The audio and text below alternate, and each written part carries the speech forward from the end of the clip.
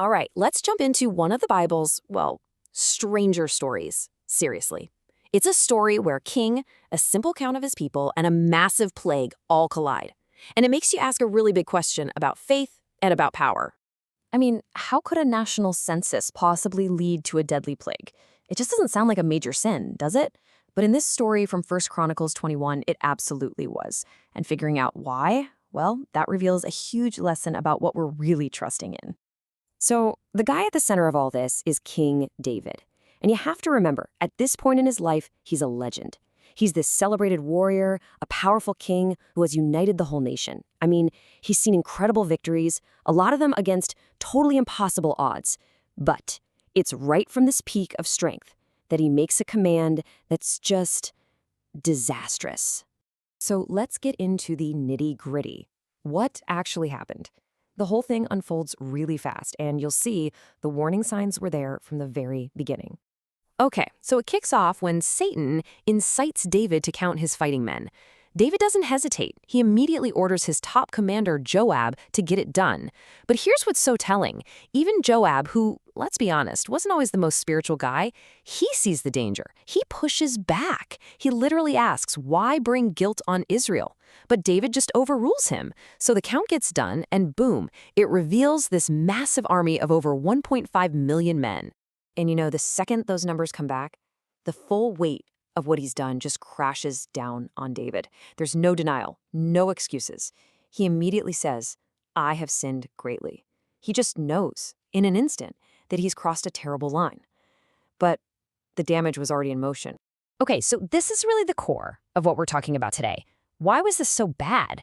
I mean, God had commanded a census before, right? So what made this one a sin that was worthy of a plague? And here's the thing you have to get. It wasn't about the math. It wasn't the counting itself that was the problem. It was the motive, the why behind it. This was an issue of the heart. Just think back on who David was. This is the guy who took on Goliath with nothing but a sling and a rock, trusting completely in God. He won battle after battle against armies that should have crushed him, because his confidence was never in his soldiers, it was in God's power. This census, this was a total 180. It was a shift from faith in God to relying on his own spreadsheets, his own human resources. He started counting his soldiers instead of counting on God. And it actually goes even deeper than that. First, it was rooted in pride. This whole count was basically a way for David to puff out his chest and say, look at the kingdom I've built. He also just flat out ignored God's previous instructions for how to do a census, which required a special offering to acknowledge that every life ultimately belongs to God. By skipping that, he was kind of claiming ownership. And finally, the timing, it was just awful. He was feeling some kind of spiritual pressure, and instead of turning to God, he turned to human control. So a sin that started in the king's heart leads to these absolutely devastating consequences for the whole nation. But what happens next is just as crucial, because it shows us this incredible dynamic between judgment and mercy. So God sends the prophet Gad to David with a choice. And what a choice it is. 3 punishments, 3 years of famine, 3 months of being defeated by your enemies, or 3 days of a plague from God. Now, David's response here is kind of remarkable. He chooses the plague. And his reason? He says he'd rather fall into God's hands than his enemies' hands, for his mercy is very great. Wow. Even when facing judgment, he chooses to trust in God's character. And the plague is horrific. In just 3 days, 70,000 people are dead. The cost of a king's pride was paid by the nation. It's just a really sobering reminder of the weight of leadership, isn't it? And then we get to the climax of the judgment. An angel is literally standing over Jerusalem, sword drawn, ready to keep going. But in that very moment, as David is praying and interceding for the people, God himself steps in and just says, enough. He stops the plague right there. So as part of his repentance, David is told to build an altar on the exact spot where the judgment was stopped. The guy who owns the land, a man named Ornan, offers to give it to him for free. But David refuses. And what he says next is so important. He says, I will not offer to the Lord that which costs me nothing. He gets it. He understands that real repentance, real worship, has to have a cost. So David insists on buying the land, this threshing floor from Ornan, and he builds an altar right there. He makes a sacrifice, and God answers with fire from heaven, which is this huge sign of acceptance. And this specific piece of ground, it's now sacred. All right, so why are we digging into this ancient story today?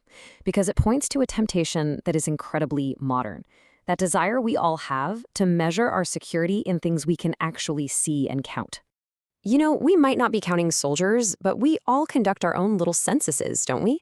Maybe it's checking our bank account to feel secure, or measuring our success by social media followers and metrics. Maybe it's relying on our own systems and strategies instead of prayer. We focus on what's measurable instead of what's faithful. The story is basically asking us, what are your numbers? And have they maybe started to replace your dependence on God? Okay, but here comes the most beautiful, incredible twist in this whole story. That threshing floor, the exact spot of David's sin, the place where judgment was literally halted, that becomes the very site where his son Solomon would later build the Holy Temple, the center of worship for the entire nation. And what does that show us? It's this stunning principle, right? The place of David's greatest failure was transformed by his repentance into the place of God's most intimate presence. God didn't throw away that broken ground. He built his house right on top of it. And that leaves all of us with a final thought to chew on. In our own lives, in our work, in our sense of security, what are we really counting on? Are we measuring our own strength, tallying up our own resources? Or are we resting in a strength that is so much greater than our own? That's the question at the very heart of this ancient census.